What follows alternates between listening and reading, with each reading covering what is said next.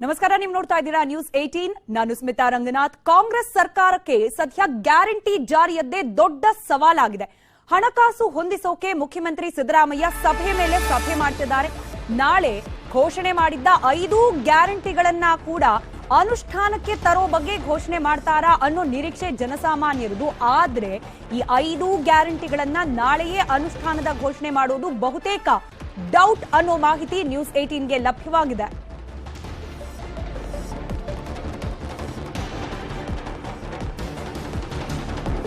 ಮೂರು ಗ್ಯಾರಂಟಿಗಳಿಗೆ ಷರತ್ತುಗಳನ್ನ ವಿಧಿಸಿ ನಾಳೆ ಘೋಷಣೆ ಮಾಡೋ ಸಾಧ್ಯತೆ ಇದೆ. 2 ಗ್ಯಾರಂಟಿಗಳನ್ನ ಘೋಷಣೆ ಮಾಡೋದನ್ನ ಮುಂದೂಡೋ ಚಿಂತನೆ ನಡೆಸ್ತಾ ಇದೆ ಸರ್ಕಾರ. ಗೃಹಲಕ್ಷ್ಮಿ ಹಾಗೆ ಯುವ ನಿಧಿ ಯೋಜನೆ ಜಾರಿ ಮಾಡೋದು ಬಹುತೇಕ ಮುಂದೂಡಲಾಗುತ್ತೆ ಅನ್ನೋ ಮಾಹಿತಿ ನ್ಯೂಸ್ 18ಗೆ ಲಭ್ಯವಾಗ್ತಾ ಇದೆ. ಇದೆರಡನ್ನ ಹೊರತುಪಡಿಸಿ ಬಾಕಿ 3ಗಳಿಗೆ ಕಂಡೀಷನ್ಗಳನ್ನ ಅಪ್ಲೈ ಮಾಡಿ ನಾಳೆ ಅನುಷ್ಠಾನದ ಬಗ್ಗೆ ಅಧಿಕೃತ ಘೋಷಣೆಯನ್ನ ಸರ್ಕಾರ ಹೊರಡಿಸುವ ಸಾಧ್ಯತೆ ದಟ್ಟವಾಗಿದೆ. ಗೃಹಲಕ್ಷ್ಮಿ ಹಾಗೆ ಯುವ ನಿಧಿ ಅಂದ್ರೆ ಮನೆಯ ಒಡತಿಗೆ 2,000 ರೂಪಾಯಿ ನೀಡೋ ಯೋಜನೆ, ಹಾಗೆ ಪದವೀಧರ ಹಾಗೆ ಡಿಪ್ಲೊಮಾ ಹೋಲ್ಡರ್ಸ್ ಯುವಕರಿಗೆ, ನಿರುದ್ಯೋಗಿ ಯುವಕರಿಗೆ 3,000 ರೂಪಾಯಿ ಹಾಗೆ 1,500 ರೂಪಾಯಿಯನ್ನ ಸಹಾಯಧನವಾಗಿ ಪ್ರೋತ್ಸಾಹಧನವಾಗಿ ನೀಡುವ ಯೋಜನೆಯನ್ನ ಅದರ ಅನುಷ್ಠಾನವನ್ನ ಮುಂದೂಡಿಕೆ ಮಾಡಲಿಕ್ಕೆ ಸರ್ಕಾರ ಚಿಂತನೆ ನಡೆಸ್ತಾ ಇದೆ. ಇದಕ್ಕೆ ಕಾರಣ ಬಹುತೇಕ ಡೇಟಾ ದತ್ತಾಂಶವನ್ನ ಸಂಗ್ರಹ ಮಾಡೋದು ಬಾಕಿ ಇದೆ ಅನ್ನೋ ಕಾರಣವನ್ನ ಸರ್ಕಾರ ನೀಡೋದು ಬಹುತೇಕ ನಿಶ್ಚಿತ. ಯಾರು ಗೃಹಿಣಿ, ಯಾರಿಗೆ ಎಷ್ಟು ದುಡ್ಡು ಕೊಡಬೇಕು ಅನ್ನೋದರ ದತ್ತಾಂಶ ಸಂಗ್ರಹ, ಹಾಗೆ ಪದವೀಧರರು ಪಾಸ್ಔಟ್ ಆದವರು ಎಷ್ಟು ಜನ ಇದರ ಫಲಾನುಭವಿಗಳಾಗ್ಲಿಕ್ಕೆ ಅರ್ಹರಿದ್ದಾರೆ ಅನ್ನೋದರ ಮಾಹಿತಿ ಕಲೆ ಹಾಕಿ ನಂತರದ ದಿನಗಳಲ್ಲಿ ಈ 2 ಯೋಜನೆಗಳು ಅನುಷ್ಠಾನಕ್ಕಾಗುವ ಸಾಧ್ಯತೆ ಇದೆ.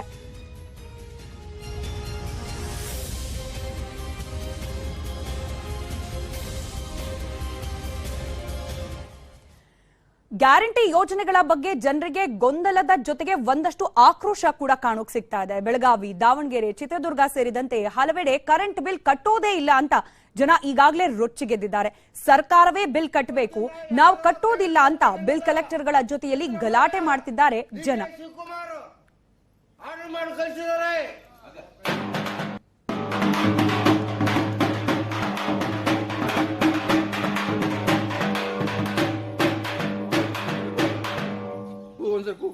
ಇವತ್ತಿಂದ ಯಾರು ಕರೆಂಟ್ ಬಿಲ್ ಕಟ್ಟಂಗಿಲ್ಲ.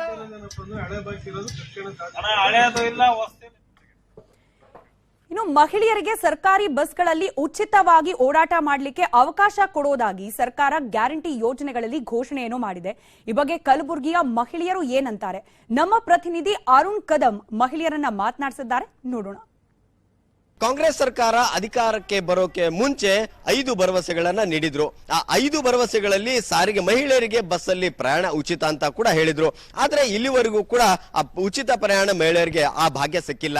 ಆದ್ರೆ ನಾವು ಬಸ್ ಟಿಕೆಟ್ ತಗೊಳ್ಳಲ್ಲ ಅಂತ ದಿನಂಪ್ರತಿಯೂ ಕೂಡ ಈಗ ಬಸ್ ಕಂಡಕ್ಟರ್ ಮತ್ತೆ ಮಹಿಳೆಯರ ಮಧ್ಯೆ ಒಂದು ಜಗಳ ನಡೀತಾ ಇದೆ. ಆದ್ರೆ ಈ ಒಂದು ಫ್ರೀ ಬಸ್ ಪ್ರಯಾಣದ ಬಗ್ಗೆ ಮಹಿಳೆಯರು ಏನ್ ಹೇಳ್ತಾರೆ ಅವರನ್ನೇ ಮಾತಾಡ್ಸ್ಕೊಂಡು ಬರೋಣ. ಮೇಡಮ್, ಈಗ ಬಸ್ ಪ್ರಯಾಣ ಉಚಿತ, ನೀವು ಗಂಡನ ಮನೆಗೆ ಹೋಗ್ರಿ, ತವ್ರ ಮನೆಗೆ ಹೋಗ್ರಿ, ದೇವಸ್ಥಾನಗಳಿಗೆ ಹೋಗ್ರಿ, ಬೆಂಗಳೂರು ಹೋಗ್ರಿ, ಫ್ರೀ ಕೊಡ್ತೀವಿ ಅಂತ ಹೇಳಿದ್ರು. ಆದ್ರೆ ಇಲ್ಲಿವರೆಗೂ ಕೂಡ ಜಾರಿಗೆ ತಂದಿಲ್ಲ. ಅದ್ರ ಬಗ್ಗೆ ಏನ್ ಹೇಳ್ತೀವಿ? ಅಲ್ಲ ಸರ್, ಪೈಲೆ ಕೊಡೋ ಹೊತ್ತಿಗೆ ಏನು ಹೇಳಿದ್ರು, ಆಶ್ವಾಸನ ಕೊಡೋ ಹೊತ್ತಿಗೆ ಎಲ್ಲ ಮಹಿಳೆಯರಿಗೆ ಫ್ರೀ ಅಂತ ಕೊಟ್ಟಿರೋ.